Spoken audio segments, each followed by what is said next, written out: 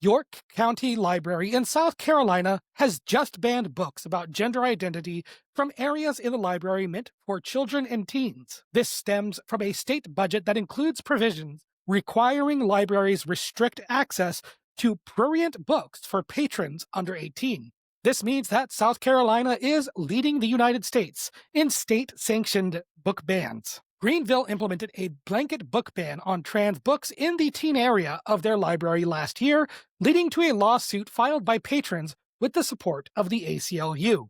Now, York County is using a similar policy, as well as announcing that they will no longer procure any materials for the children's and teens collections altogether. After being called out for copying Greenville's policy, which again led to a lawsuit from the ACLU, York County Library rephrased the policy, which passed on December 11th.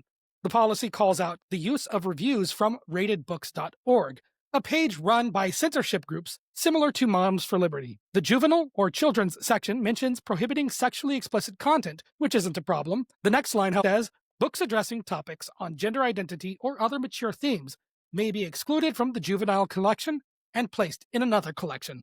End quote.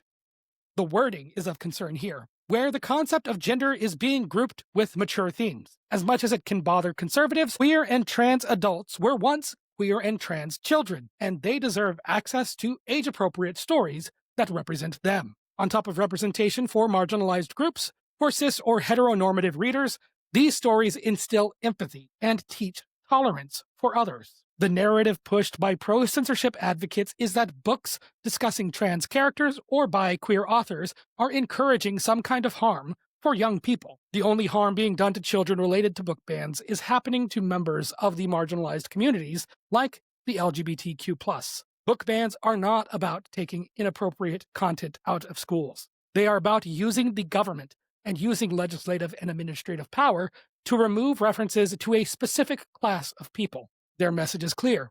If you are not straight or are trans, they do not want you to be seen in society. If you have a family, they don't want your family to know that you are a valid person. Or if there are children struggling with their gender identity, they want those children to be swept under the rug. Advocating for the freedom to read is advocating for equitable access to information and stories to help people learn concepts that aren't broadly taught. Inclusivity protects the most vulnerable people in our country. Right now, there are children that are dealing with rates of poor mental health and self-harm higher than the average for their age group.